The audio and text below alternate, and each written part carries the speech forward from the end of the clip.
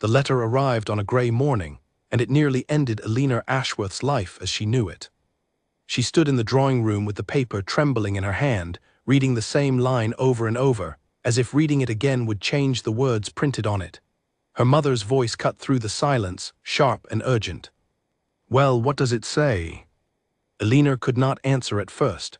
The letter was from the Royal Academy of Natural Philosophy, the very institution she had written to for 3 years under a false name, a man's name, because no woman was permitted to submit a paper under her own.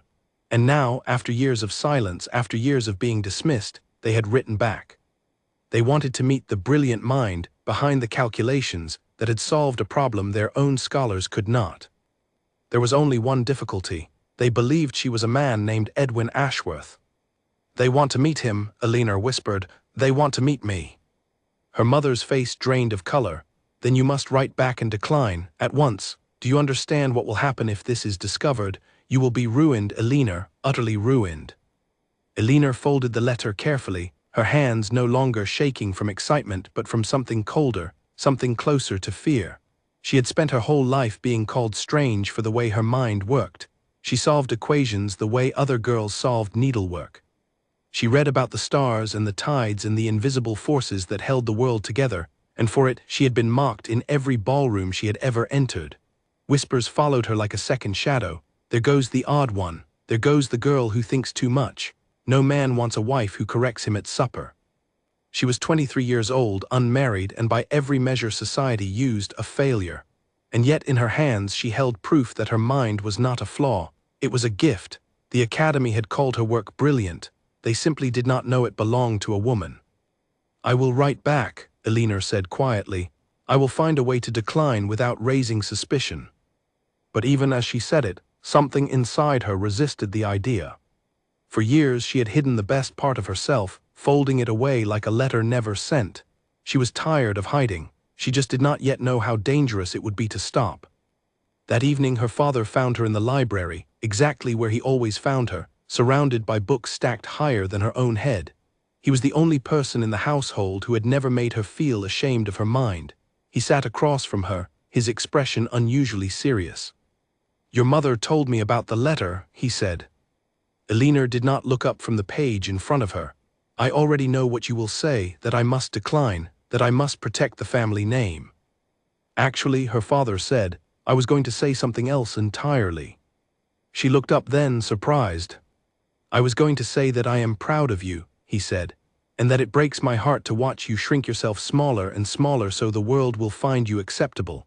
You should not have to hide brilliance like it is something shameful." Alina's eyes stung with unexpected tears. No one had ever said such a thing to her before, not a teacher, not a suitor, not even her own mother. "But father, if anyone discovers the truth, it will not only harm me, it could harm this family." Her father was quiet for a long moment.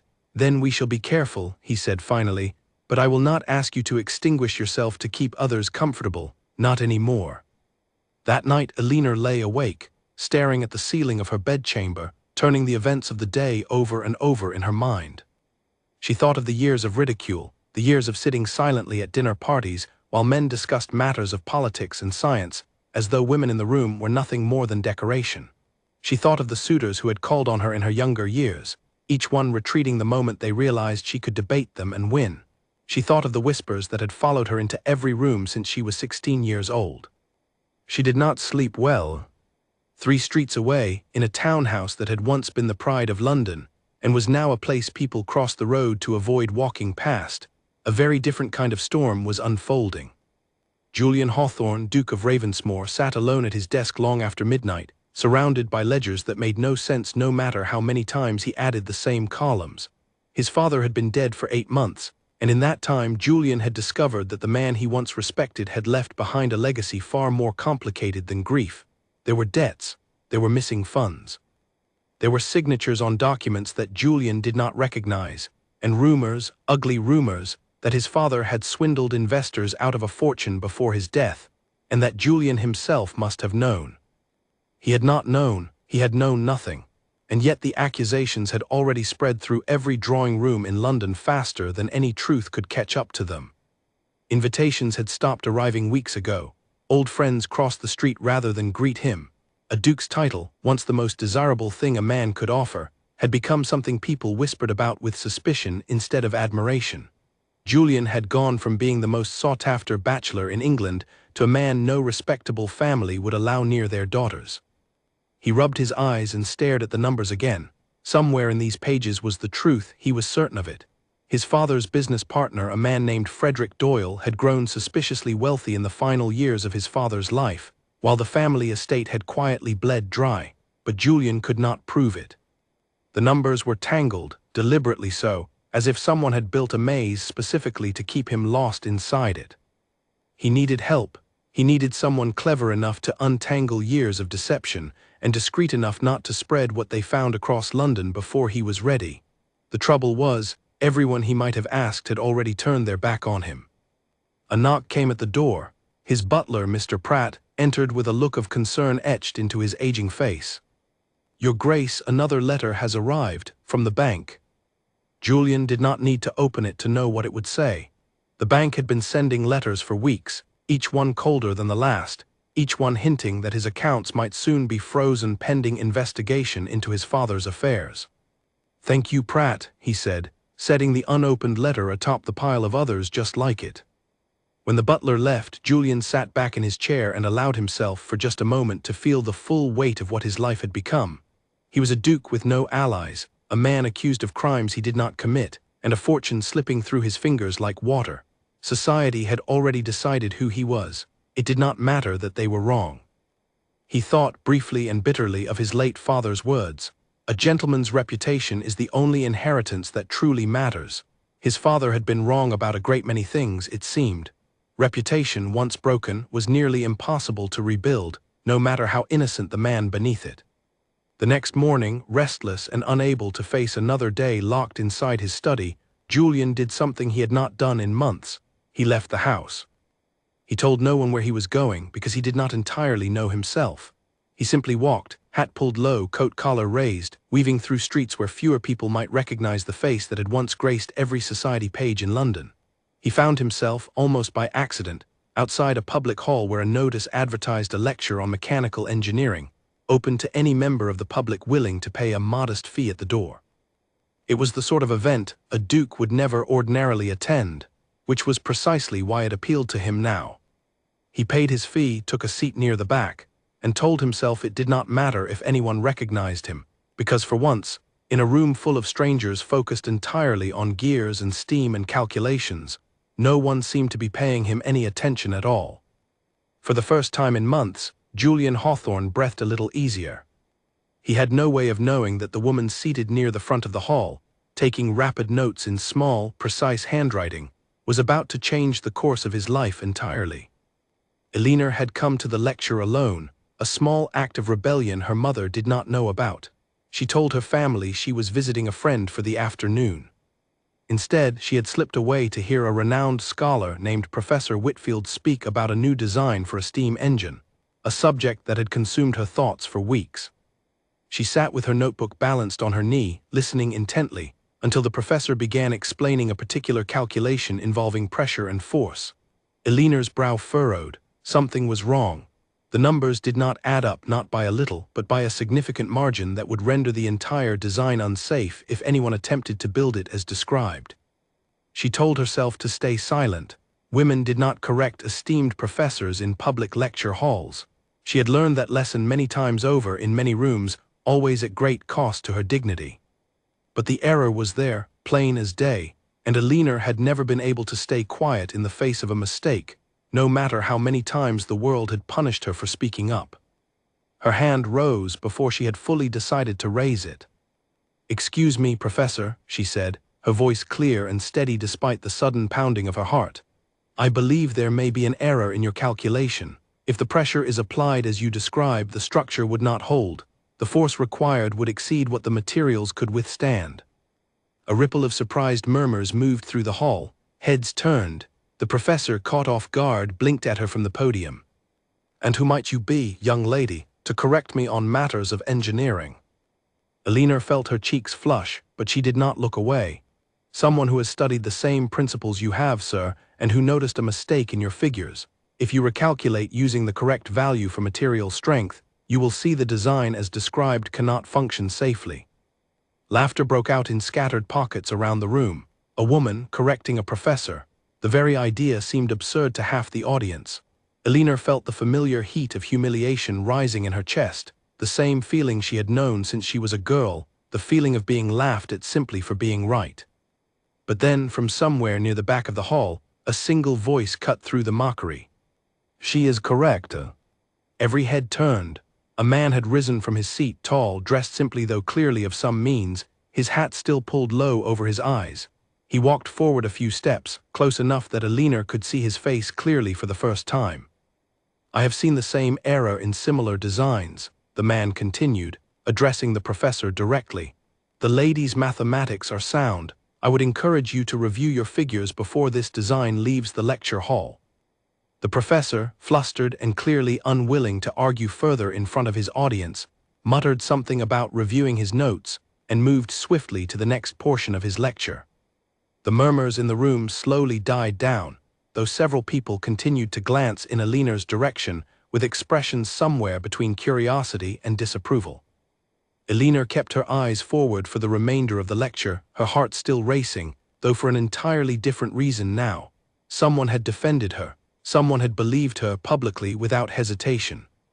When the lecture ended and the crowd began to disperse, she gathered her notebook and made her way toward the door, intending to slip away quietly as she always did.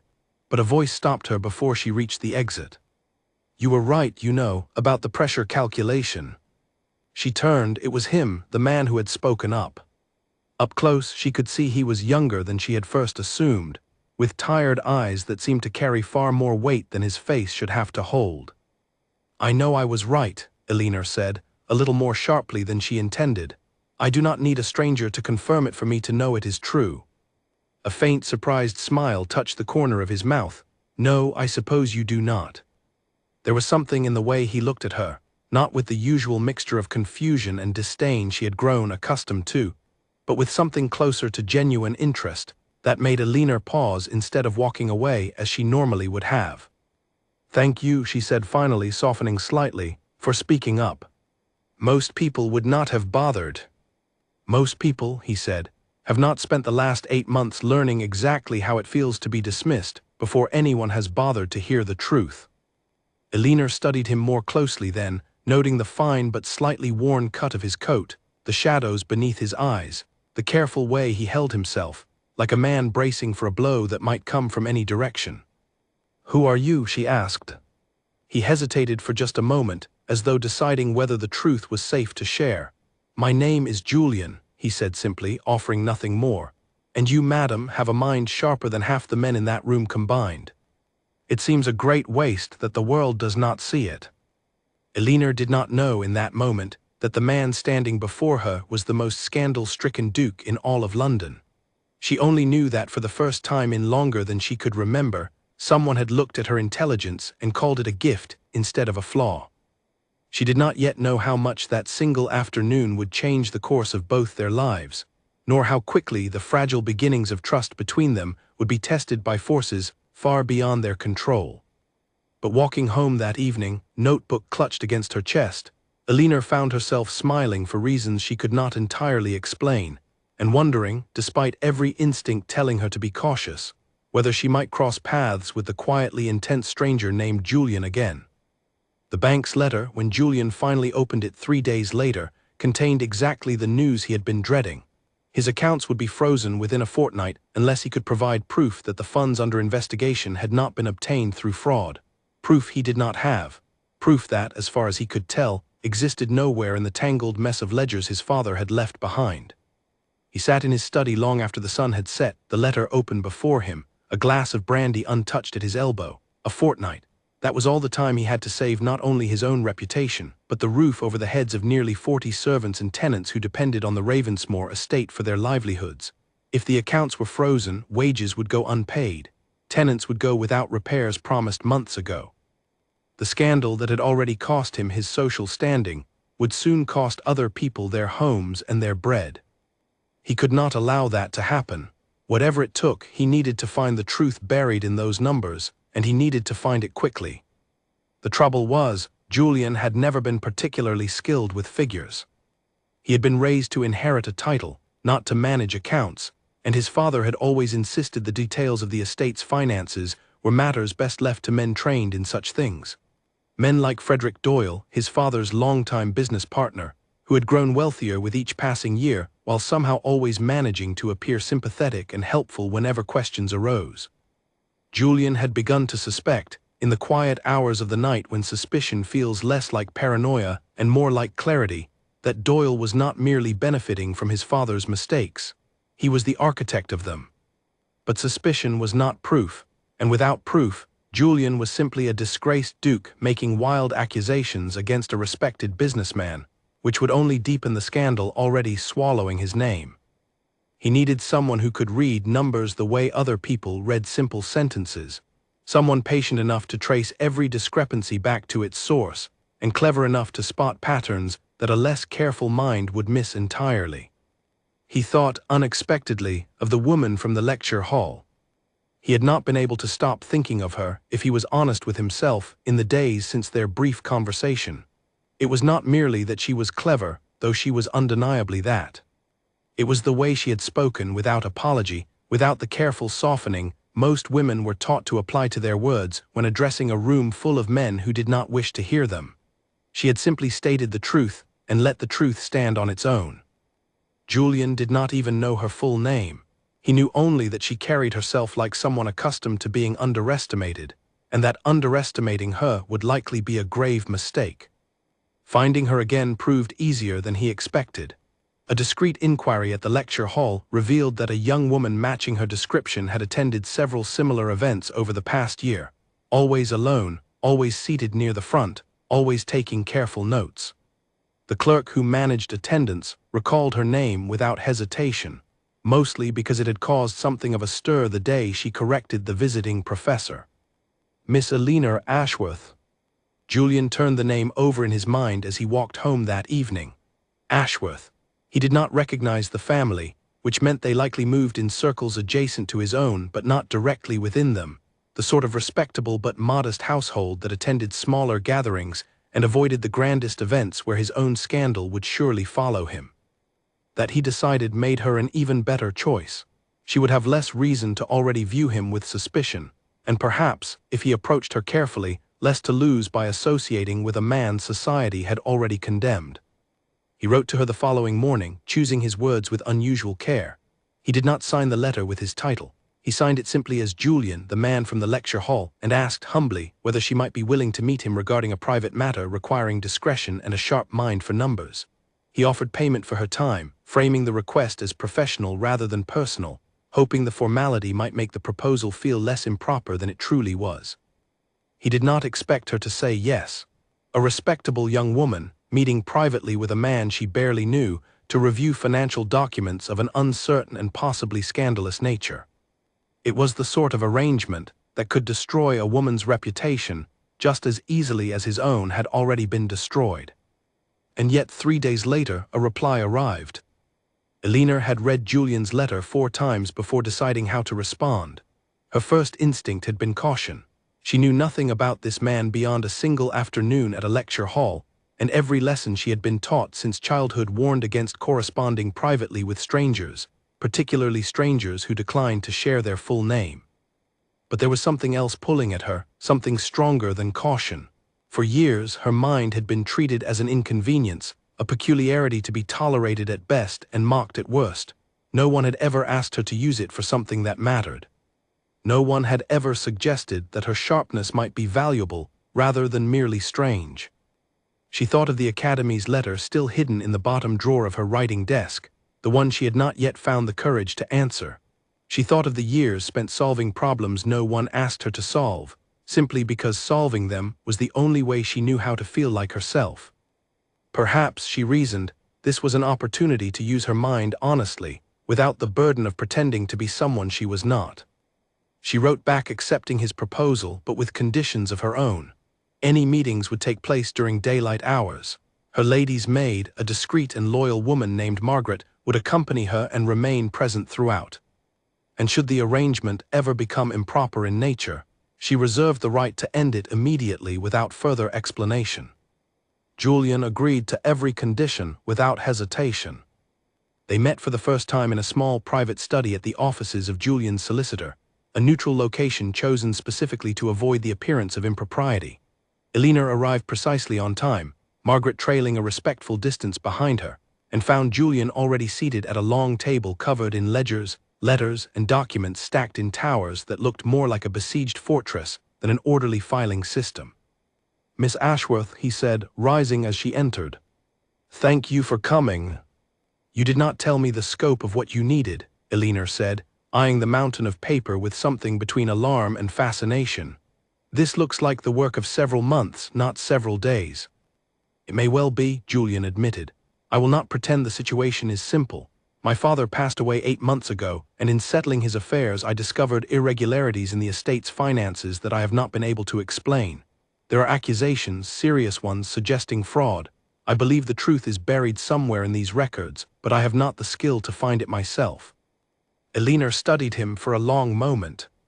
She had, of course, heard whispers of scandal surrounding a duke in recent months, though she had paid little attention to society gossip, finding it tedious compared to matters of actual substance.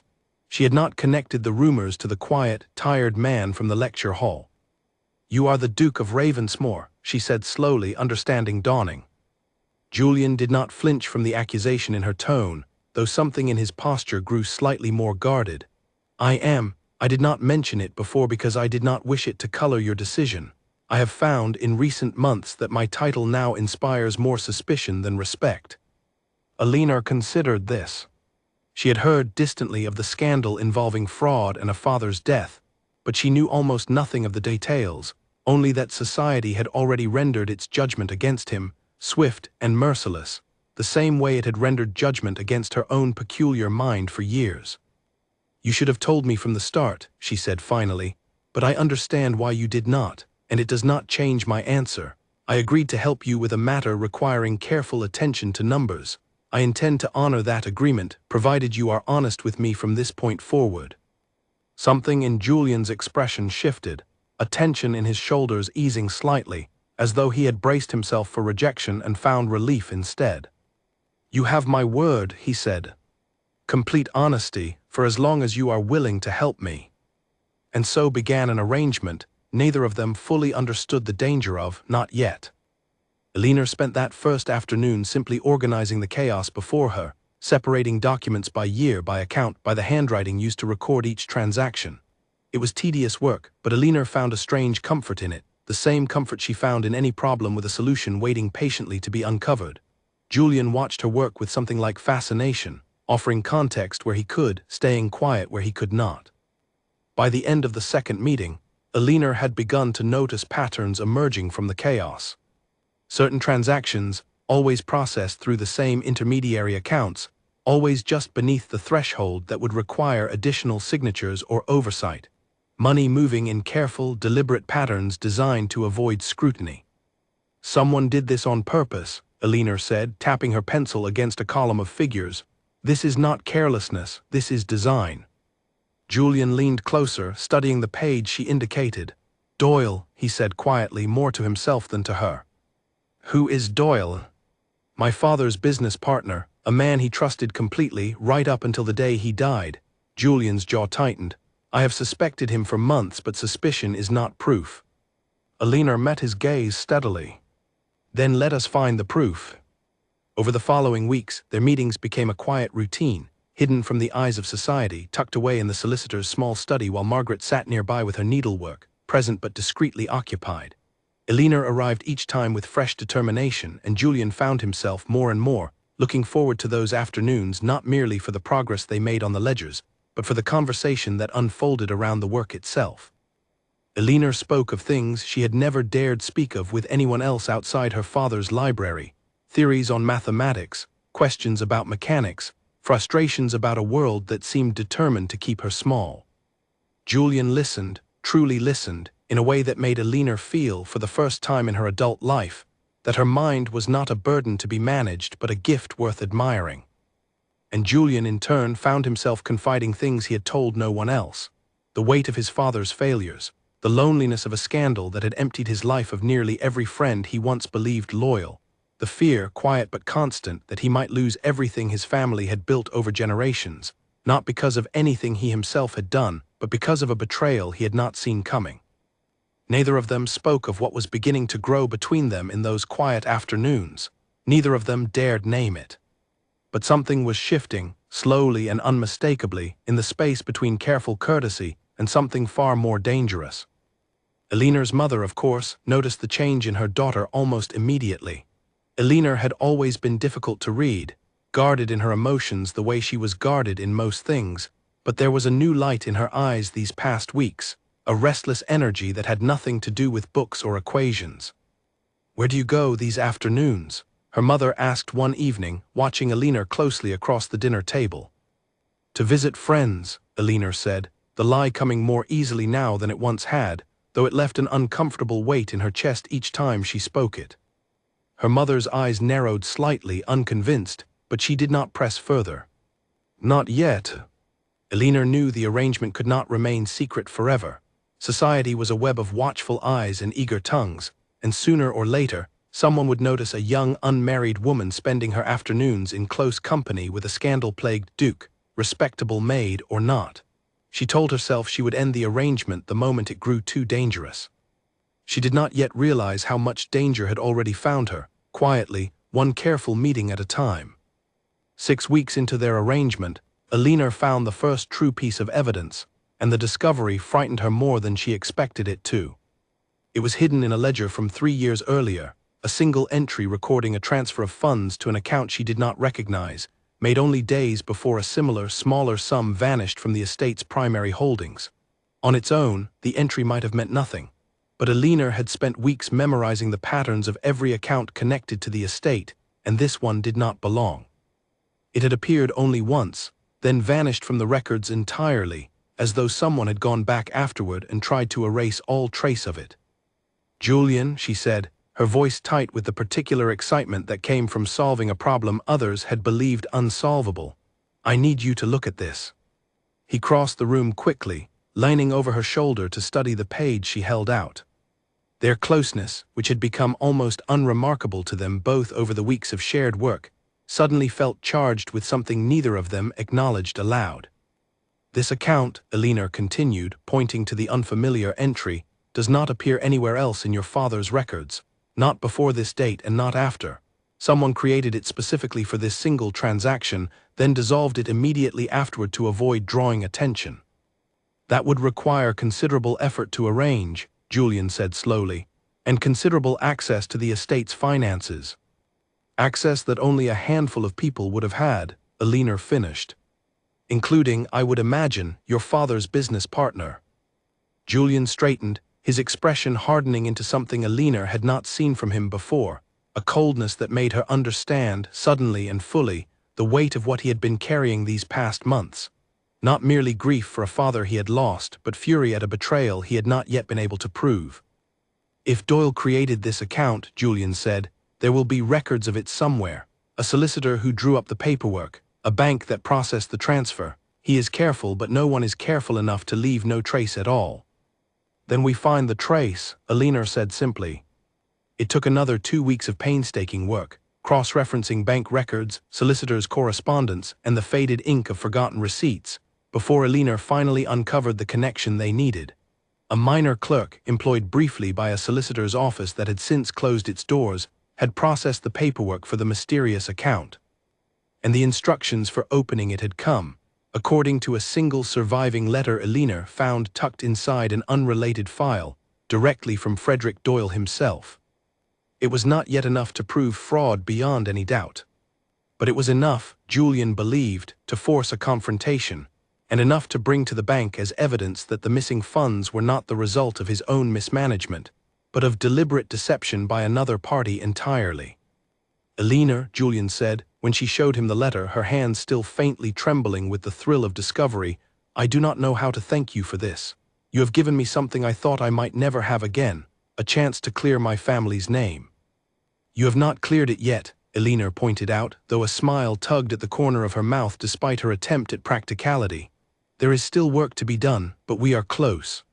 I can feel it."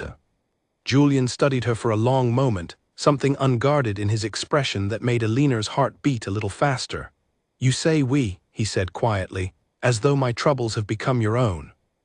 Eleanor felt heat rise to her cheeks, unprepared for the sudden shift in the conversation from ledgers and evidence to something far more personal.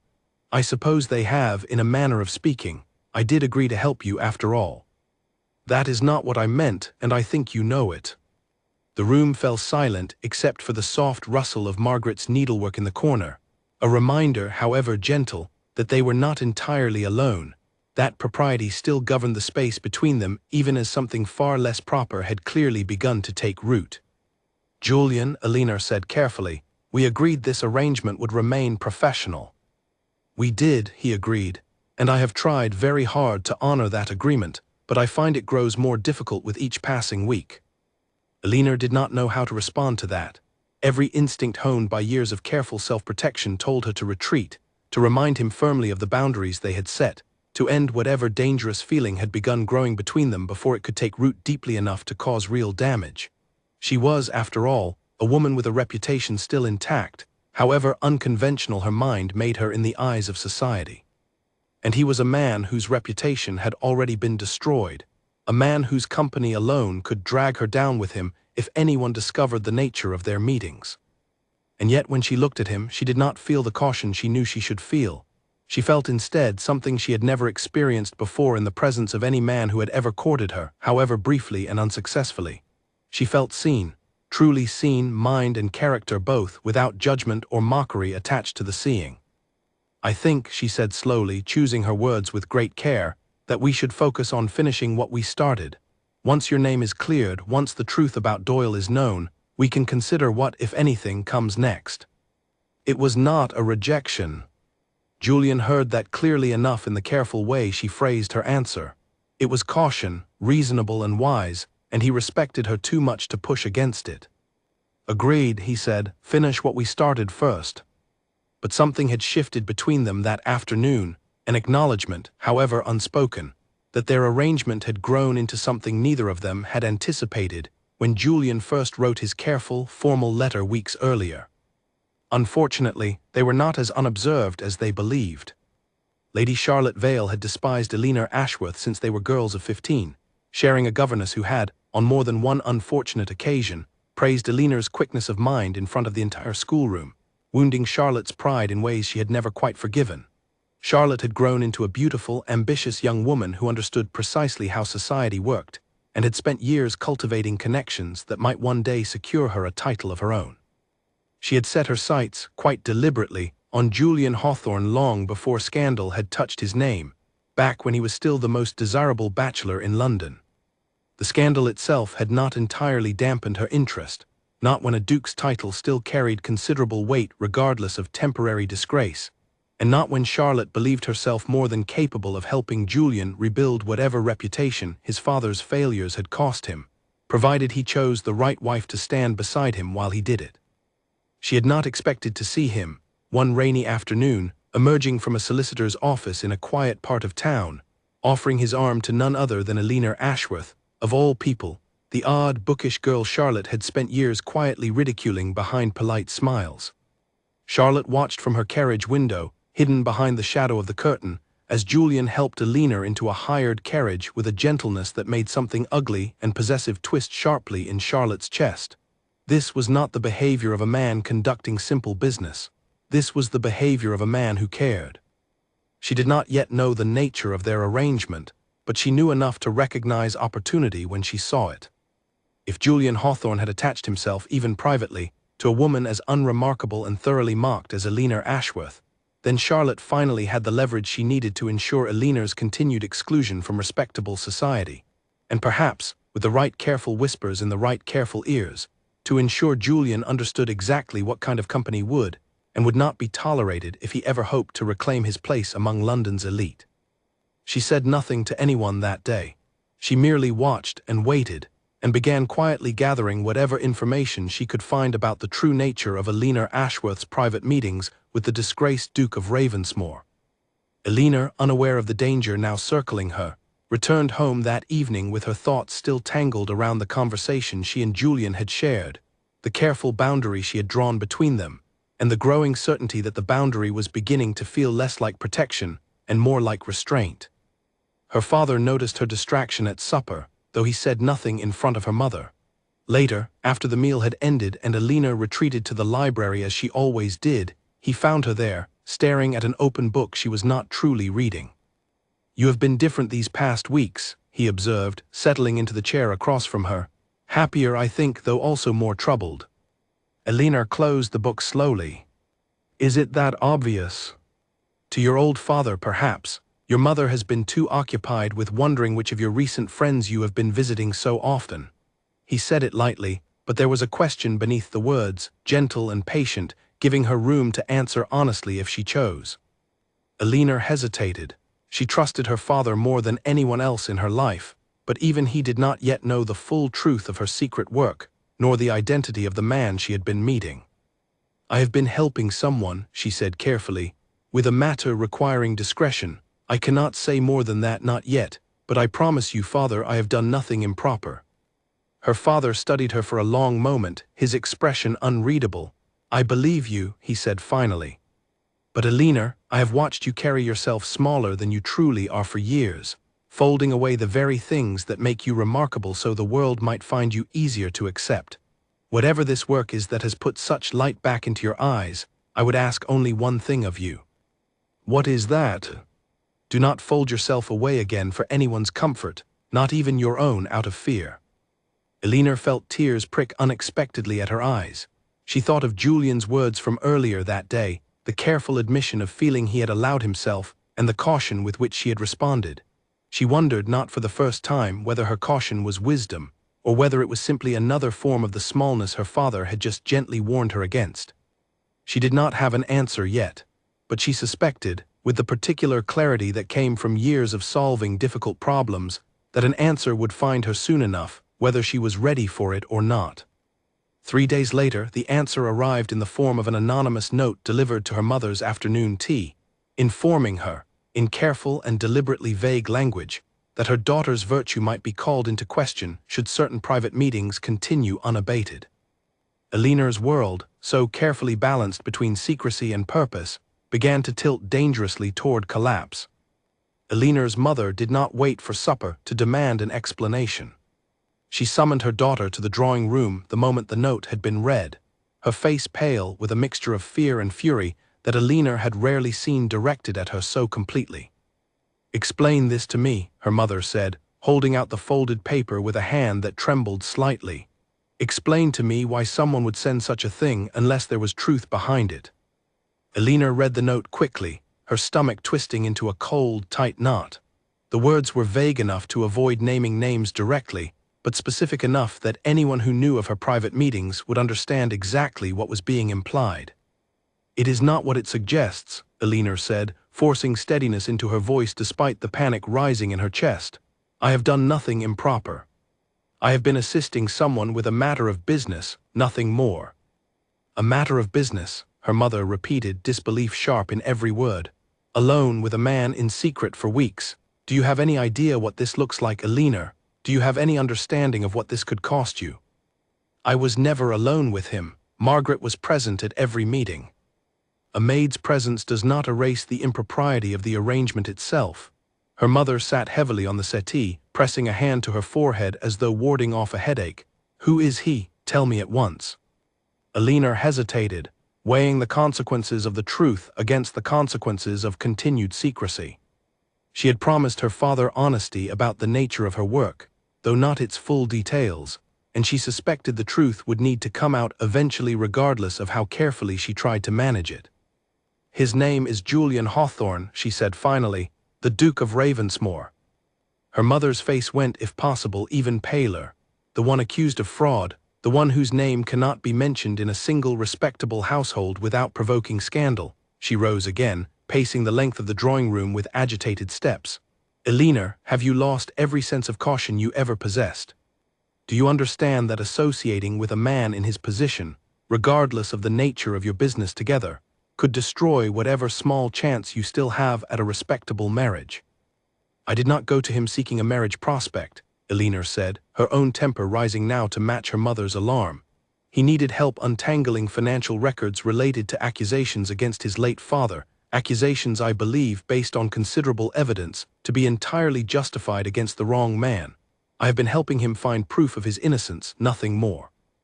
Nothing more, her mother echoed, disbelieving. And do you imagine anyone in society will care about the nuance of your intentions, once word spreads that you have spent weeks in private company with a scandal-ridden duke? Elena did not have an answer for that because she knew with painful clarity that her mother was right. Society rarely cared for nuance. It cared for appearances, and the appearance of impropriety was often as damaging as impropriety itself, regardless of the truth underlying it. You must end this arrangement immediately, her mother continued.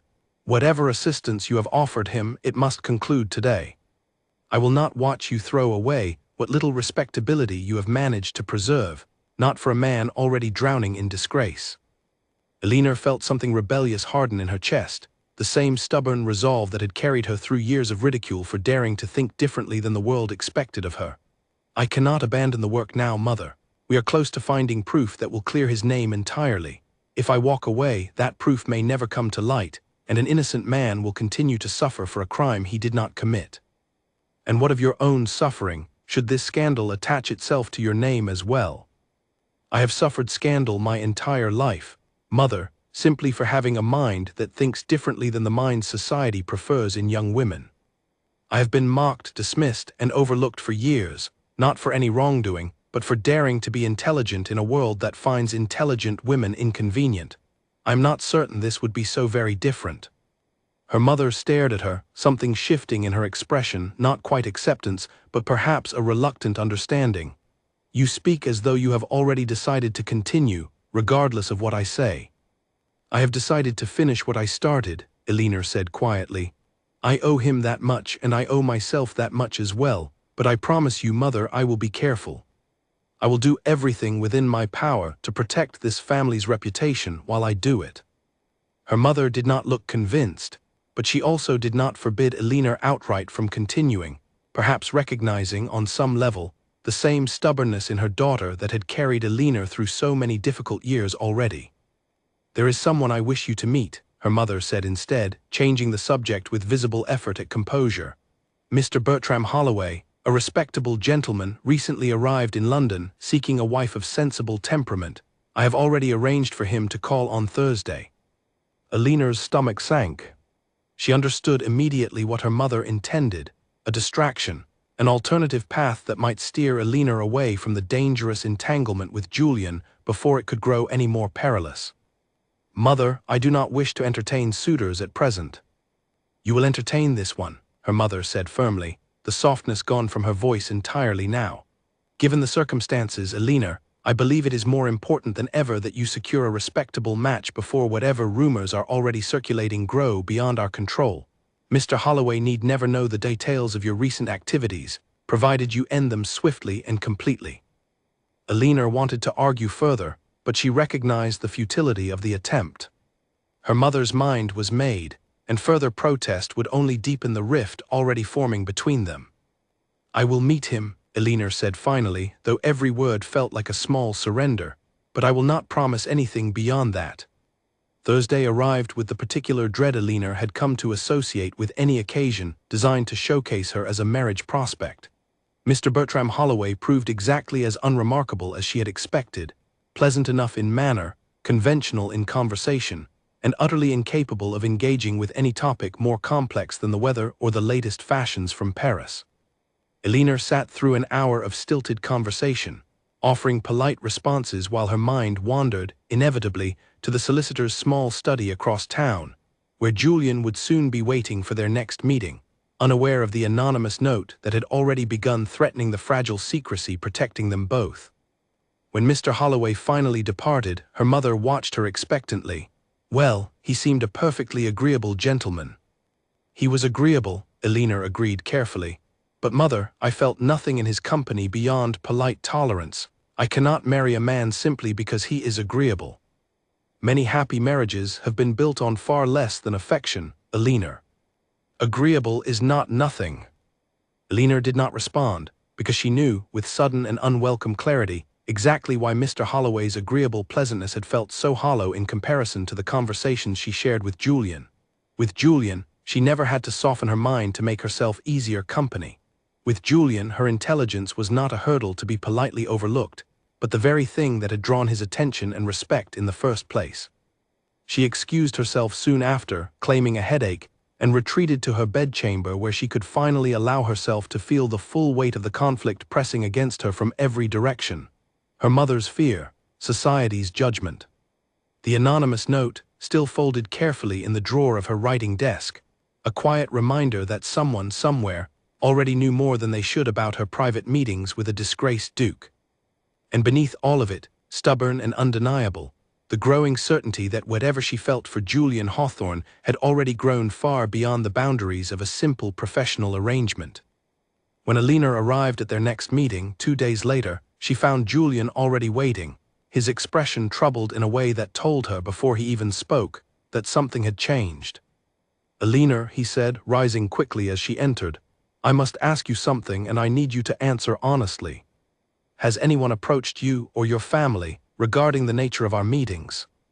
Alina's breath caught. "How did you know?" Julian's jaw tightened. "Because I received a similar warning myself, delivered this morning. Someone is watching us, Alina, and they intend to use what they know to cause harm to one or both of us." Alina sank into the chair across from him, her earlier resolve wavering under the weight of confirmation that the danger she had sensed was, indeed, very real. "My mother received an anonymous note as well. She does not yet know who sent it, only that it implied impropriety on my part." "Mine came with slightly more detail," Julian said grimly, retrieving a folded paper from his coat pocket and handing it to her. "Enough detail to suggest whoever sent it has been watching our meetings closely, perhaps for some time." Alina unfolded the note and read it quickly. The handwriting was unfamiliar, deliberately disguised, but the message was unmistakably clear. Should the Duke of Ravensmore continue his private association with Miss Alina Ashworth, certain parties would ensure that the full nature of their meetings became common knowledge throughout every respectable household in London. "This is not merely a warning," Alina said slowly, her mind already working through the implications. "This is a threat. Someone intends to use this against us deliberately, not simply out of idle gossip." "I agree," Julian said. "Which raises the question, who benefits from destroying both our reputations simultaneously?" Alina thought of Charlotte Vale, whom she had not seen in years but whose cruelty she remembered vividly from their shared schoolroom, and wondered, with growing unease, whether old rivalries might have found new and dangerous purpose in the shadow of scandal already surrounding them both. "I may have an idea," she said quietly, "though I hope for both our sakes that I am wrong." Julian studied her carefully. "Whoever it is, we cannot allow this to stop the work we have started. We are close, Alina. Closer than we have ever been to proving Doyle's guilt beyond any reasonable doubt." "I know," Alina said, "but we must be more careful now than ever. If someone is truly watching us, one misstep could destroy everything we have worked toward, and everything else besides."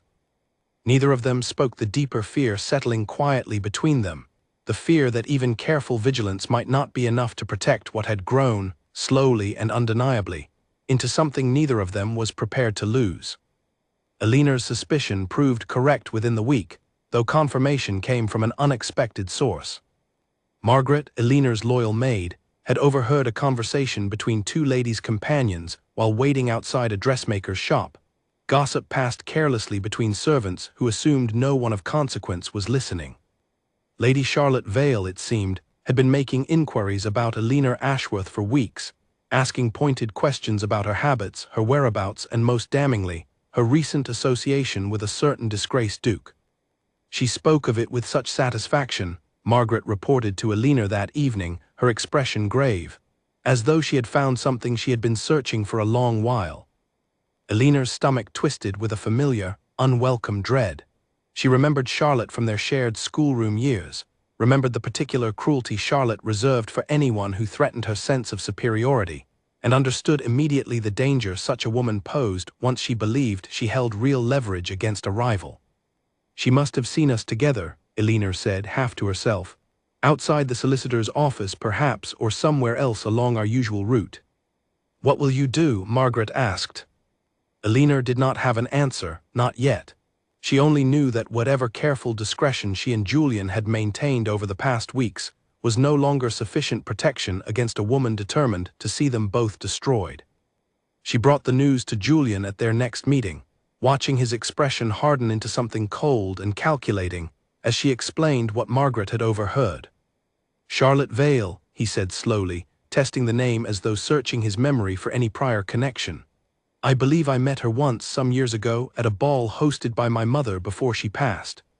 I recall very little about her beyond a persistent interest in my family's title.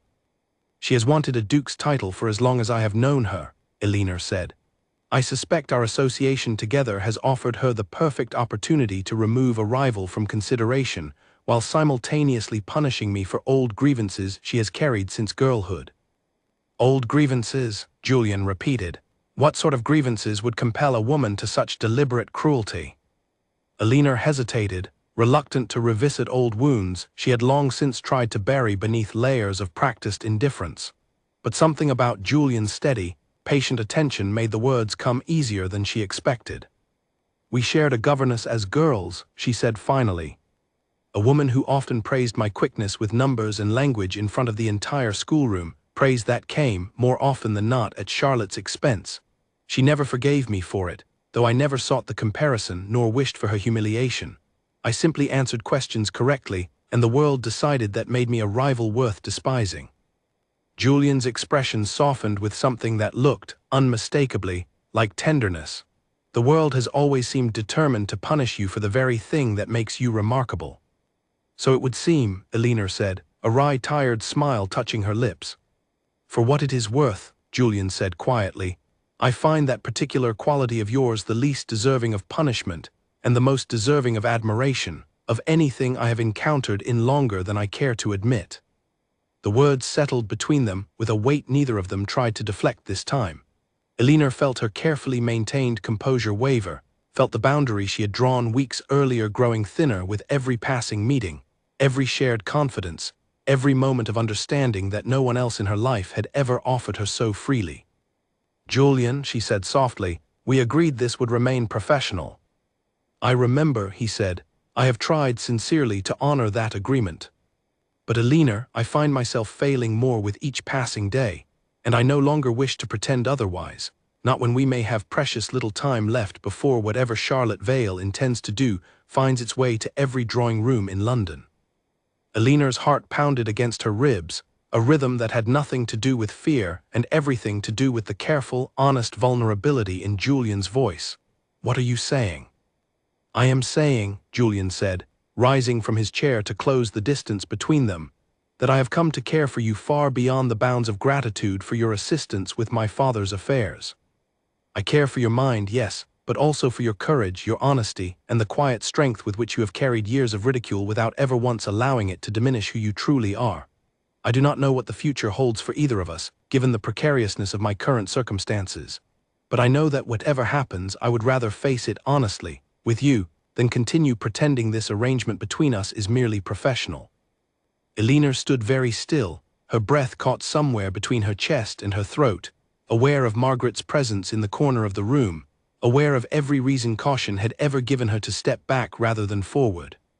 And yet, for the first time in her entire adult life, caution felt smaller than the truth standing directly in front of her. "I care for you as well," she admitted quietly. "I have tried these past weeks to convince myself it was merely admiration for your resilience or satisfaction in the work we have accomplished together, but it has grown into something far beyond that, and I no longer know how to pretend otherwise either." Julian's expression, so often guarded and weary since the scandal had first claimed his reputation, softened into something Elinor had not seen from him before, a quiet, unguarded hope that made her chest ache with the tenderness of it. "Then let us proceed carefully," he said. "For both our sakes, and for the sake of finishing what we started with Doyle's records. But Elinor, I would ask, once this is behind us, once my name is cleared and whatever danger Charlotte Vale intends has passed, that you allow me to court you properly as you deserve to be courted, without secrecy or shame attached to any part of it." Elinor felt tears prick unexpectedly at her eyes, though they were tears of a very different nature than the ones she had shed so often over the years in response to ridicule and dismissal. "I would like that very much," she said softly. They did not embrace, mindful still of Margaret's presence and the careful boundaries of propriety they had maintained thus far. But something had shifted irrevocably between them in that quiet study, a promise made and accepted, fragile but real, hanging in the air between two people who had each, in their own way, spent far too long believing themselves unworthy of being chosen. Their joy, however, proved short-lived. 3 days later, Charlotte Vale attended a gathering hosted by one of the season's most influential hostesses, a woman whose drawing room served as the beating heart of London gossip. Charlotte arrived with careful intention, dressed impeccably, her expression composed into practiced sweetness as she moved through the crowded room, greeting acquaintances with the particular warmth she reserved for moments when she intended to do the most damage. She waited until the conversation had turned, as it so often did that season, to the ongoing scandal surrounding the Duke of Ravensmore, before offering her carefully prepared revelation with an air of reluctant, sympathetic concern. "It is such a pity," she said, addressing a small cluster of eager listeners. "I had heard the Duke's troubles were entirely financial in nature, but it seems there is rather more scandal attached to his recent conduct than anyone realized." "Whatever do you mean, Lady Charlotte?" one of the listeners asked, exactly as Charlotte had intended. "Only that he has been meeting privately, for weeks now, with a young unmarried woman of no particular consequence, entirely unchaperoned by anyone of appropriate standing. I would not wish to name her directly and cause her further embarrassment, but I understand her family is quite respectable, which makes the impropriety all the more shocking. One does wonder what business a disgraced duke might have with such secretive meetings, does one not?" The implication landed exactly as Charlotte intended, spreading through the room in whispered speculation that would, by the following morning, have transformed into elaborate and thoroughly damaging rumor throughout every respectable household in London. Eleanor learned of the gossip 2 days later, when her mother returned from an afternoon call with an expression of barely controlled panic.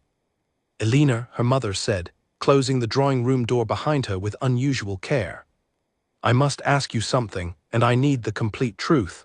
Has anyone besides your maid witnessed your meetings with the Duke of Ravensmore?" Eleanor's stomach dropped. "Why do you ask?" "Because there is talk, Eleanor, careful veiled talk, but talk nonetheless, of a young unmarried woman meeting privately and improperly with a scandal-ridden duke. No name has been spoken aloud yet, not directly, but it will not take long before someone connects the rumor to you specifically, if they have not already begun to do so." Eleanor felt the floor tilt beneath her, the careful, fragile promise she and Julian had made to each other suddenly threatened by forces entirely beyond her control. "Charlotte Vale," she whispered. "Whoever is responsible," her mother said, her voice sharp with barely contained fear, "the damage is already spreading and it will not stop on its own. You must end this arrangement immediately, Eleanor, before your name is spoken aloud alongside the Duke's in every scandalized whisper across London." Eleanor thought of Julian's promise, made only days earlier, the quiet hope in his eyes as he asked to court her properly once the danger had passed. She thought of the evidence they had gathered together, so close now to proving his innocence beyond doubt. And she thought, with growing dread, of how quickly everything they had built together might collapse beneath the weight of a rumor, deliberately planted by a woman who had spent years nursing old wounds, into something far more dangerous than simple jealousy. "I cannot abandon him now," Eleanor said quietly, though her voice trembled with the full weight of what such a decision might cost her. "Not when we are so close to the truth." Her mother's expression crumpled into something close to despair. "Then I fear, my dear daughter, that whatever scandal follows will not be one either of us can control any longer." Eleanor did not sleep that night, her mind turning over every possible consequence of the choice she had made, every risk now threatening to close in around her and Julian both.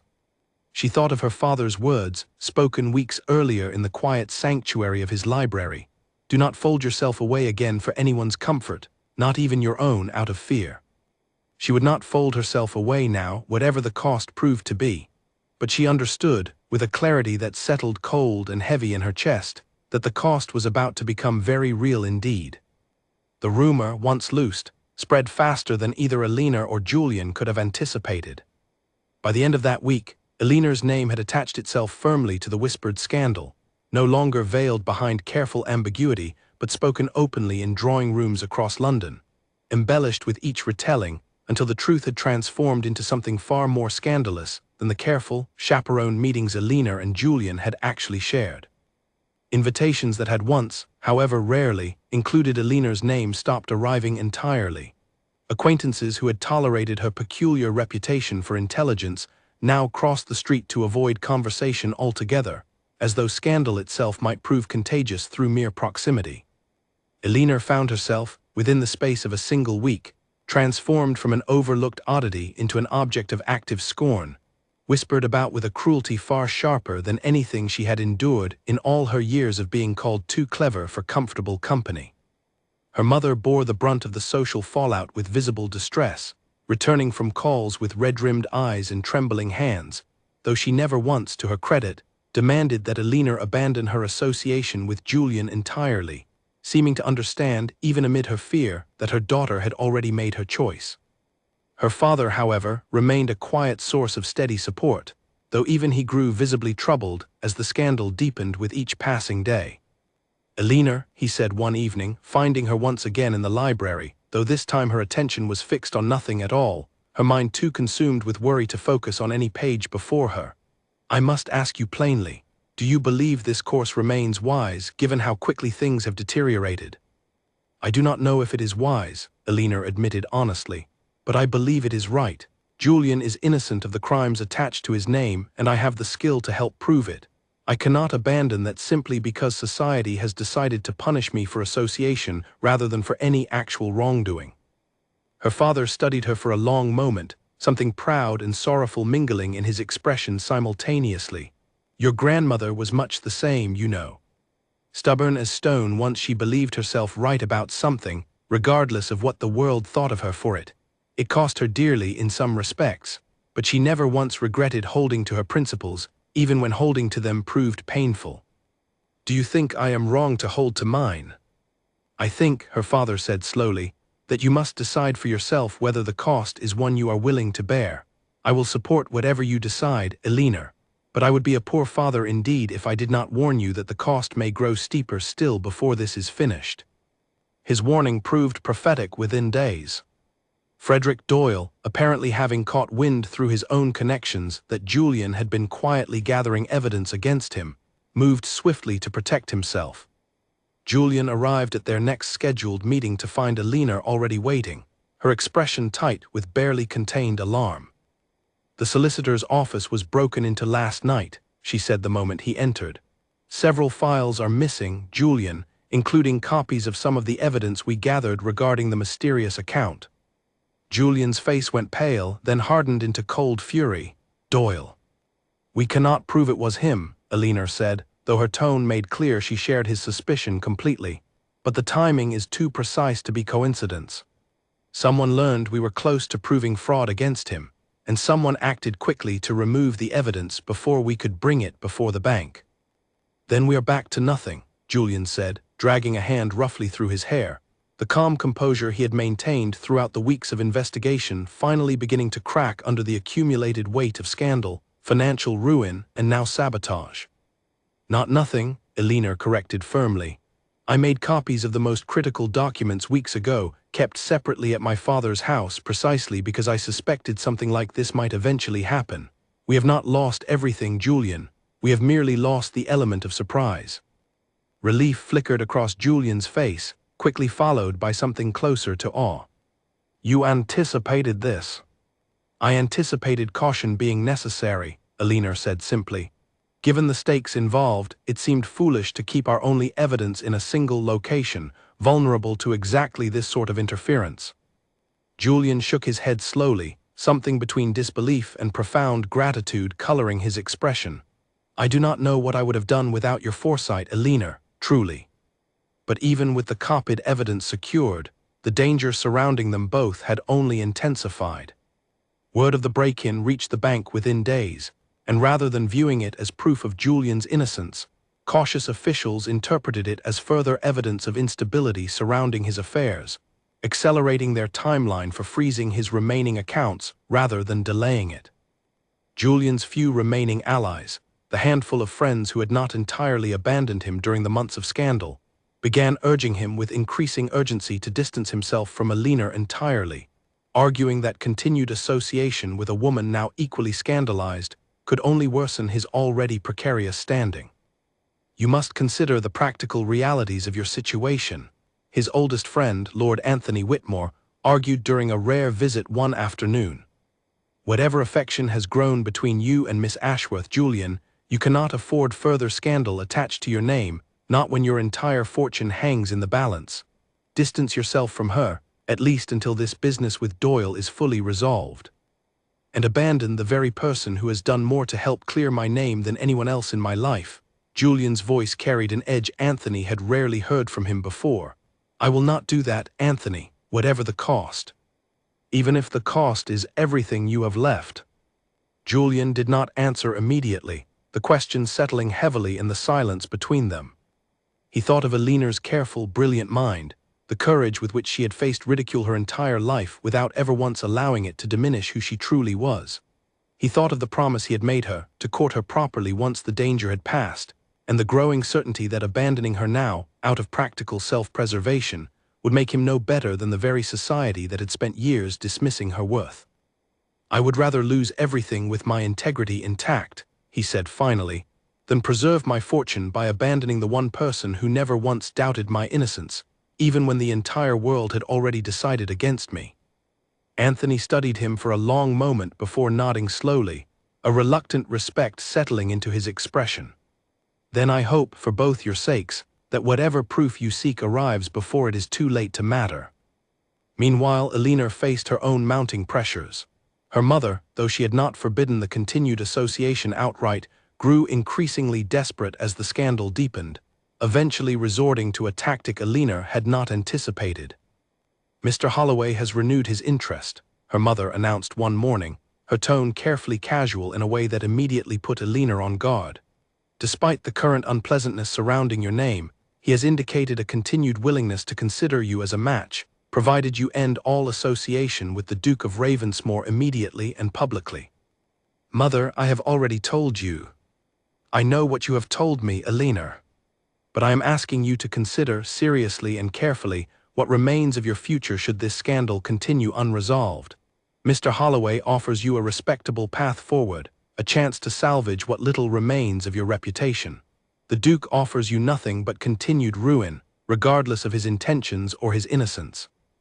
Alina felt the familiar weight of expectation pressing down upon her, the same weight that had shaped so much of her life thus far, the constant pressure to shrink herself into a shape more palatable to a world that found her natural inclinations inconvenient.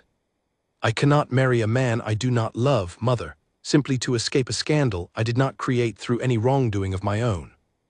"Love," her mother said, something bitter and exhausted entering her voice, "is a luxury, Alina, that women in our position can rarely afford. I had hoped, given everything you have already sacrificed for the sake of your own mind and principles, that you might finally choose the safer path when it truly mattered. But I see now that hope was misplaced." The words stung more deeply than Alina expected, not because she believed her mother wrong about the risks involved, but because she recognized, painfully, the fear underlying her mother's harsh insistence. Her mother was not cruel. She was frightened, watching her daughter walk deliberately toward a cliff's edge, with no certainty of what waited below should she fall. "I am sorry to disappoint you," Alina said quietly, "but I cannot abandon what I know to be right, simply because it proves difficult or dangerous. I have spent my entire life being told my mind was a burden rather than a gift. I will not now abandon the one person who has ever seen it as anything else, simply to secure a safer, smaller life." Her mother said nothing further, though the distance that settled between them in the days that followed spoke volumes about the price Alina's choice had already begun exacting from those she loved most. 2 weeks later, with the bank's deadline for freezing Julian's accounts rapidly approaching, and no new evidence yet uncovered to replace what had been stolen, Alina and Julian found themselves gathered once more in the solicitor's small study, the weight of accumulated failure hanging heavily between them. "We are running out of time," Julian said, staring at the meager collection of copied documents spread across the table before them. "Whatever remains here is not sufficient to prove Doyle's guilt beyond reasonable doubt, not without the original documents that were stolen. Elena studied the papers carefully, her mind working through every possible angle despite the exhaustion weighing heavily upon her after weeks of mounting scandal and family conflict. "There may be one possibility remaining," she said slowly. "Doyle would have needed a bank to actually process the transfer itself, regardless of how carefully he tried to disguise the paperwork surrounding it. If we can obtain the bank's own records of the transaction, independent of anything held by the solicitor, we may still be able to prove the fraud conclusively." "The bank has already grown suspicious of my own affairs," Julian pointed out. "I doubt they would willingly share records that might implicate one of their other clients in fraud, particularly not at my request." "Not at your request," Elena agreed, "but perhaps at mine, presented under different circumstances entirely." Julian looked at her with sudden, sharp attention. "What are you suggesting?" Elena took a steadying breath, aware that whatever she proposed next would carry risks far beyond anything they had yet attempted together.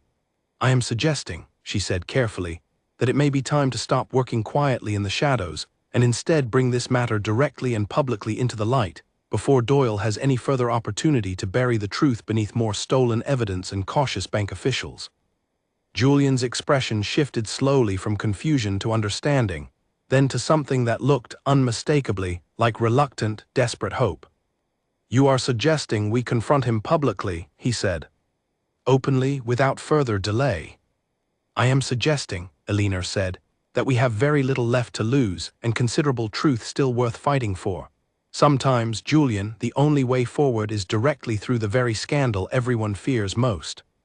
Outside the window, London continued its endless churn of whispered gossip and careful judgment, entirely unaware that the two people it had already condemned were preparing together to risk everything they had left in one final, desperate attempt to reclaim the truth from the shadows that had nearly buried it entirely. The plan Elena and Julian devised together over the following days was, by any reasonable measure, a considerable risk. They would use the one advantage still available to them, a formal request Elena submitted through her father's modest but respectable connections, to obtain an official meeting with a senior representative from the bank overseeing Julian's frozen accounts. Rather than approaching quietly, as Julian had attempted for months without success, Elena proposed presenting their evidence publicly, during a scheduled gathering already arranged by the bank to discuss several client accounts under review, including, conveniently, both Julian's estate and several enterprises connected to Frederick Doyle. "If we present our findings there, in front of witnesses who cannot simply dismiss the accusation or bury it beneath more stolen paperwork," Elena explained, "Doyle will have no opportunity to interfere before the truth becomes impossible to ignore." "It is a considerable gamble," Julian said, though there was steel in his voice rather than hesitation. "If our remaining evidence proves insufficient, we will have exposed ourselves publicly for nothing, and handed Doyle every advantage in discrediting us both before witnesses who matter a great deal to my family's future." "I am aware of the risk," Elena said steadily, "but I believe, given everything we have already uncovered, that the evidence will hold. The bank's own records of the transfer, once obtained, will corroborate everything else we have gathered. Doyle cannot argue against his own bank's paperwork." Julian studied her for a long moment, admiration and something far deeper than admiration evident in his expression. "You truly believe we can succeed?" "I believe," Elena said, "that we have exhausted every quieter option available to us, and that sometimes the only path remaining is the boldest one. I have spent my entire life being told to make myself smaller, quieter, less certain of my own conclusions for the comfort of others. I do not intend to make that same mistake now, not when your future, and perhaps our future together, depends on speaking the truth plainly and without apology." The gathering took place 3 days later, in a formal meeting room within the bank's imposing headquarters, attended by several senior officials, a handful of prominent clients whose accounts were under discussion, and much to Elena's private satisfaction, Frederick Doyle himself, who had apparently been invited to address concerns regarding several of his own enterprises entirely unrelated to Julian's situation. Elena arrived alongside Julian, dressed with careful, deliberate respectability, her chin held high despite the whispers that followed her entrance, several attendees clearly recognizing her name from the scandal that had consumed London's gossip for weeks. She refused to let the whispers shrink her, remembering her father's words each time she felt the old, familiar instinct to make herself smaller in the face of judgment. The meeting proceeded formally at first, senior officials addressing several routine matters before finally turning to the more pressing question of Julian's frozen accounts. "Your Grace," the senior official began, his tone carefully neutral, "as you are aware, the bank has significant concerns regarding irregularities discovered in your late father's financial records. Absent satisfactory explanation, we have little choice but to proceed with freezing the remaining accounts pending further investigation." "I understand your concerns," Julian said, his voice steady despite the weight of the moment, "which is precisely why I have brought evidence today that I believe will clarify the true source of those irregularities entirely." He nodded to Alina, who stepped forward with the carefully organized documents she had spent weeks compiling, her hands steady despite the racing of her heart. "If I may," she said, addressing the room with a confidence she had rarely allowed herself to display so openly before an audience of strangers, "I would like to present evidence suggesting that the irregularities in question were not the result of any wrongdoing on the part of the Duke or his late father, but rather the deliberate actions of a third party who benefited significantly from funds diverted away from the Ravensmore estate." A murmur rippled through the room. Frederick Doyle, seated near the front, shifted uncomfortably in his chair, though his expression remained carefully composed. "This is highly irregular," Doyle interjected smoothly. "I fail to see what business a young woman has presenting financial evidence in a formal banking matter."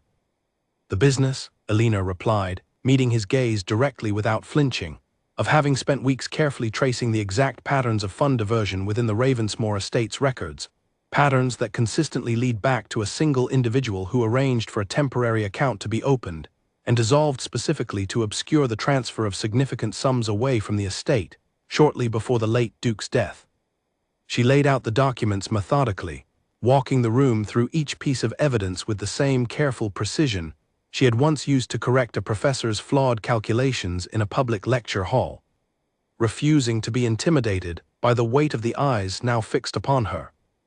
"The account in question," she continued, "was established through a solicitor's office that has since closed, using instructions provided directly by Mr. Frederick Doyle. I have here a copy of the original correspondence confirming his involvement, along with a detailed timeline demonstrating that funds diverted through this account correlate directly with sums that mysteriously vanished from the Ravensmore estate's primary holdings." Doyle's composure finally cracked, a flush of anger rising in his cheeks. "This is absurd. Fabricated evidence, likely, designed by a desperate Duke seeking to shift blame away from his own father's mismanagement." "Fabricated evidence would not include the bank's own transfer records," Alina countered smoothly, nodding toward the senior official seated at the head of the table. "Records I believe your own institution can verify should you compare the account numbers I have provided against your internal documentation of transfers made during the relevant period." The senior official, visibly intrigued despite his earlier neutrality, called for the relevant records to be retrieved immediately. What followed was a tense, uncomfortable silence as bank clerks scrambled to locate and cross-reference the necessary documentation, Doyle growing visibly more agitated with each passing minute, Alina and Julian standing side by side, united in the fragile hope that the truth, once fully uncovered, would finally speak for itself. When the records arrived, confirmed and cross-referenced against Alina's carefully compiled evidence, the conclusion proved undeniable. The transfers had indeed originated from instructions provided by Frederick Doyle, funneled through a temporary account specifically designed to obscure their true purpose, precisely as Alina had documented in painstaking detail. The room erupted into a flurry of hushed, urgent conversation. Doyle, sensing the tide turning irrevocably against him, rose abruptly from his chair. "This is a misunderstanding," he insisted, though the tremor in his voice betrayed the collapse of his earlier confidence. "I acted only on instructions from the late Duke himself, nothing more." "Then you will have no difficulty providing documentation of those instructions," the senior official said coldly, "given the considerable detail with which every other aspect of this scheme was apparently recorded and concealed." Doyle had no answer for that. His silence, in the end, proved more damning than any further evidence Alina might have presented. The meeting concluded with the bank officials agreeing to launch a formal investigation into Doyle's conduct, effectively clearing Julian's name of any direct wrongdoing, while shifting suspicion firmly onto the man who had, for years, quietly betrayed the trust of both the late Duke and his son. As the room began to empty, Julian turned to Alina, his expression a complicated mixture of relief, gratitude, and something far deeper that neither of them had yet found the words to fully express. "You did this," he said quietly. "You saved everything, Alina. My family's name, my fortune, the futures of everyone who depends on the Ravensmoor estate. All of it." "We did this," Alina corrected gently, though she allowed herself, for just a moment, to feel the full weight of pride she had so rarely permitted herself throughout years of being told her mind was more burden than gift. "Together." But their moment of quiet triumph was interrupted almost immediately by a familiar, unwelcome voice from the doorway. "How very touching," Charlotte Vale said, her tone dripping with false sweetness as she stepped into the room, having apparently followed the proceedings closely enough to witness their conclusion. "Though I do wonder, Your Grace, whether clearing your name through such scandalous means will truly repair the damage already done to your reputation. Society has already decided what to make of your improper association with Miss Ashworth, regardless of whatever business dealings you have managed to untangle today." The room's remaining occupants turned their attention toward the unfolding confrontation with obvious interest, several officials exchanging curious glances at the sudden introduction of clearly personal grievance into what had otherwise been a formal banking matter. Julian's expression hardened, though when he spoke, his voice carried a calm, deliberate strength that silenced the room more effectively than any raised voice could have managed. "Lady Charlotte," he said, "I believe it is time I addressed, plainly and publicly, exactly what my association with Miss Ashworth has truly involved these past weeks, given the considerable effort you have invested in ensuring it was misunderstood by everyone in London." Charlotte's confident expression flickered, uncertainty creeping into her carefully composed features for the first time. "Miss Ashworth," Julian continued, turning to address the room fully now, his voice steady and unwavering, "possesses one of the sharpest, most brilliant minds I have ever encountered in a man or a woman. She has spent weeks patiently untangling financial deception that would have overwhelmed far more experienced investigators, doing so not for personal gain, but because she believed, correctly, in the pursuit of truth over the comfort of easy assumptions. She has endured ridicule for her intelligence for the whole of her life, dismissed and mocked by a society too small-minded to appreciate what a genuine gift her mind represents. And rather than continue allowing that society to diminish her worth, I intend, from this day forward, to ensure the entire world understands exactly how remarkable she truly is." He turned back to Alina, whose eyes had filled with unexpected tears at words she had never once believed she would hear spoken so plainly, so publicly, by anyone. "Alina," Julian said, his voice softening as he addressed her directly now, seemingly indifferent to the audience still watching their every word. "I do not care what remains of society's judgment against either of us. I care only that you know, without any doubt remaining, exactly how deeply I admire you, and how completely I wish to spend the remainder of my life by your side if you would have me." The room fell utterly silent, every remaining occupant, including a thoroughly stunned Charlotte Vale, watching the scene unfold with rapt, disbelieving attention. Alina, for the first time in longer than she could remember, found herself entirely without words, her carefully practiced composure dissolving beneath the overwhelming weight of a moment she had never dared imagine might truly belong to her. "Julian," Alina finally managed, her voice trembling with an emotion she had spent years learning to suppress in public, "you do not need to make such declarations before an entire room of strangers to prove your sincerity." "Perhaps not," Julian admitted, a faint smile touching his lips despite the gravity of the moment. "But I find I no longer wish to hide what I feel for you behind careful discretion, not after everything we have endured together to reach this point. You spent years being told to make yourself smaller, Alina. I would rather spend the rest of my life ensuring the world sees you exactly as large and remarkable as you truly are."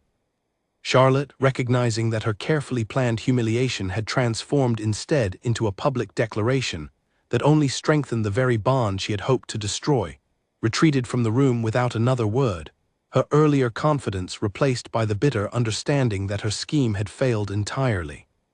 The weeks that followed brought a swift and thorough unraveling of Frederick Doyle's carefully constructed deception. The bank's formal investigation, once initiated, uncovered additional evidence of fraud stretching back years, implicating Doyle not only in the theft from the Ravensmore estate, but in similar schemes carried out against several other clients who had trusted him with their family's finances.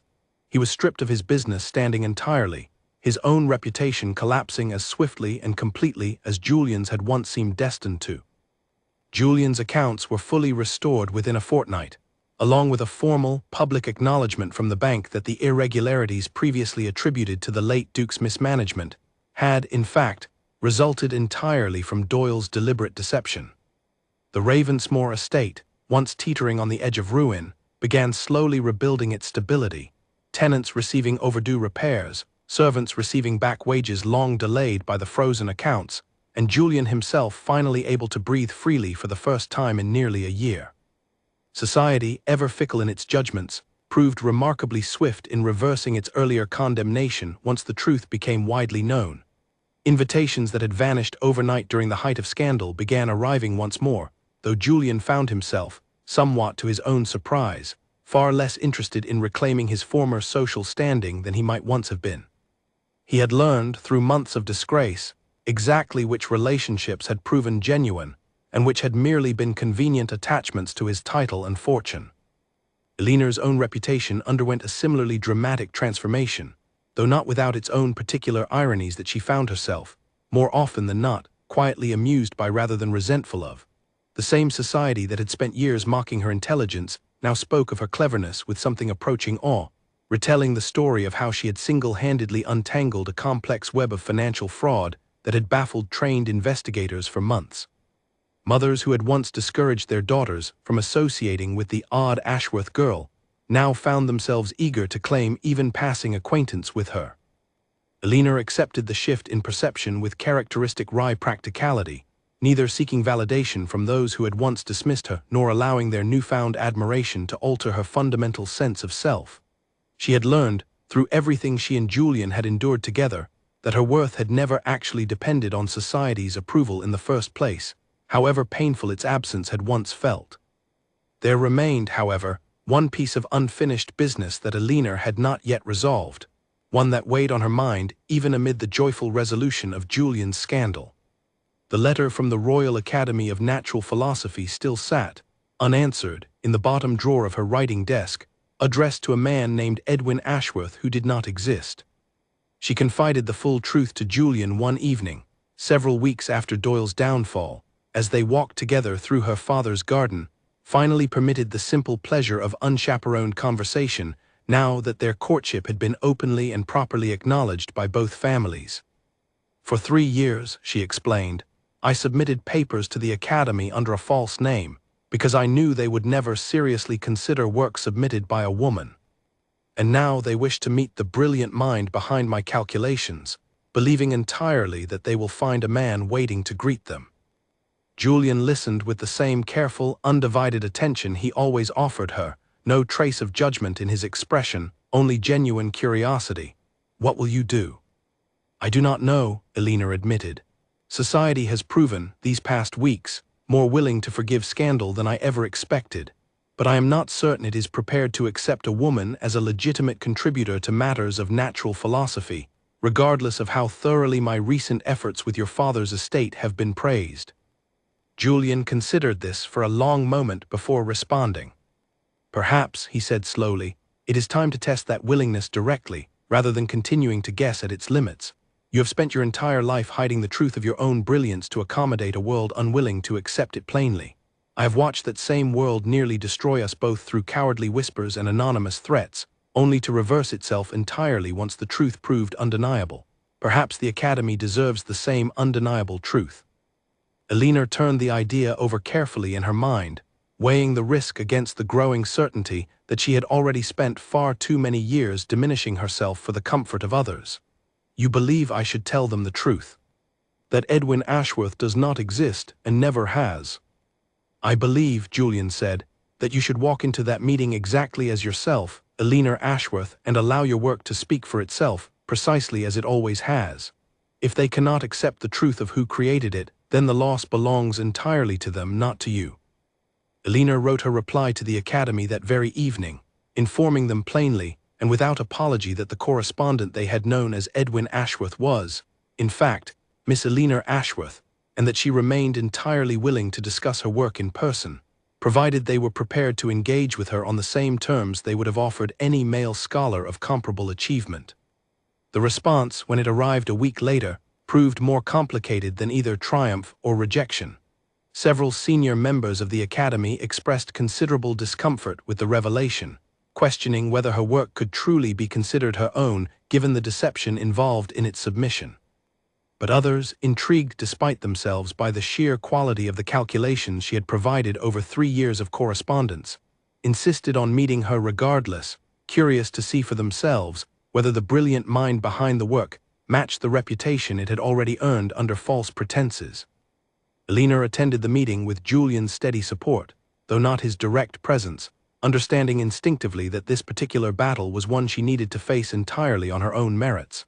She answered every skeptical question with the same calm, precise confidence she had once used to correct a professor's flawed calculations in a crowded lecture hall, refusing to shrink herself smaller despite the obvious discomfort of several attendees. By the meeting's conclusion, though not every member of the Academy had been fully won over, enough had been sufficiently impressed by her demonstrated expertise that she received a formal, if cautiously worded, invitation to continue contributing to their published proceedings under her own name. A small but genuinely unprecedented crack in a door that had remained firmly closed to women for as long as the institution had existed. Eleanor returned home that evening and found Julian waiting for her, his expression anxious with barely concealed hope. "They have agreed," she said, unable to entirely contain the smile spreading across her face, "to publish my future work under my own name. It is not everything I once hoped for, and I suspect I will spend years still proving myself twice over compared to any man of similar achievement. But it is a beginning, Julian, a true beginning." Julian's answering smile carried the full weight of genuine, unguarded joy. "Then we have both, in our own ways, finally claimed what the world tried so hard to deny us." Their wedding took place several months later, in early spring, a modest but joyful ceremony attended by both families and the small handful of friends who had proven genuinely loyal throughout the difficulties of the preceding year. Eleanor's mother, though she had initially resisted her daughter's dangerous choice so completely, wept openly throughout the ceremony, finally reconciled to a match she had once feared would destroy everything, now understanding, with the clarity that only hindsight provides, that her daughter had chosen exactly the partnership best suited to who she truly was. Eleanor's father walked her down the aisle with visible pride, whispering, just before releasing her hand to Julian's, a quiet reminder of the words he had offered her so many months earlier in the sanctuary of his library. "Do not fold yourself away again for anyone's comfort." She had not, in the end, folded herself away at all. She had instead found someone who wished to see her fully unfolded, brilliance and all. Charlotte Vale, humiliated by the public collapse of her scheme, retreated from London society for the remainder of the season, her own reputation suffering considerably once whispers of her role in spreading malicious rumors eventually found their way, ironically, into the very gossip networks she had once used so skillfully against others. She did not attend the wedding, though few noticed or mourned her absence. Frederick Doyle faced formal legal consequences for his fraud, stripped of both his fortune and his standing, a fate Julian observed with quiet satisfaction rather than vindictive triumph, understanding that justice, once properly served, required no further embellishment. In the years that followed, Eleanor continued her work in natural philosophy, gradually earning a reputation that stood entirely on its own merits, no longer requiring the shield of a false name to be taken seriously. Julian, for his part, threw himself into rebuilding the Ravensmore estate with a diligence and integrity that slowly restored not only the family's fortune, but its genuine standing among those who valued character over mere title. Together, they built a partnership unlike any either of them had witnessed in the marriages surrounding them throughout their youth, one built not on convenient arrangement or social expectation, but on genuine respect, shared intellect, and the rare, precious understanding that comes from having weathered real danger together and emerged, against considerable odds, stronger for having done so. Eleanor often thought back, in quiet moments, to the years she had spent believing her mind was a burden rather than a gift, the countless whispers and dismissals that had once convinced her she would never find a place in the world that truly valued her exactly as she was. She had found that place, eventually, not by shrinking herself to fit society's narrow expectations, but by holding firm to the truth of who she was until someone worthy finally recognized it for the treasure it had always been.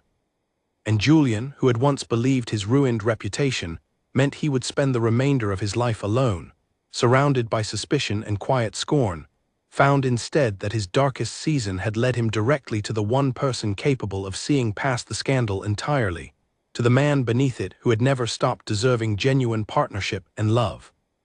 Their story, once whispered about in scandalized tones throughout every drawing room in London, became instead a quiet testament to a simple truth neither of them had fully understood until they found each other.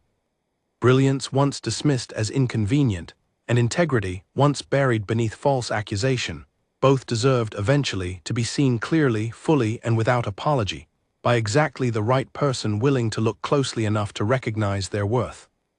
2 years into their marriage, Alina and Julian faced a challenge neither of them had anticipated, one that tested the strength of everything they had built together in an entirely different way than the scandal of their courtship had once threatened them. Frederick Doyle, having served a brief term of confinement for his fraud before being released on account of failing health, had spent his remaining months nursing a bitterness that refused to fade with time. Rather than accepting the consequences of his own actions, he became convinced that Julian and Alina had conspired deliberately to destroy him from the very beginning, long before any evidence of his crimes had ever come to light. In his final weeks, weakened by illness but not by resentment, he wrote a series of letters intended to cause one last measure of damage before his death. Letters filled with fabricated claims suggesting that Alina had falsified evidence against him from the start, manufactured entirely to help Julian escape blame for his own father's supposed mismanagement. The letters arrived at several prominent addresses throughout London within days of Doyle's passing, delivered posthumously as a final act of spite from a man who had lost everything and wished, in his last moments, to ensure that Alina and Julian's happiness might be tarnished in whatever small way remained within his power.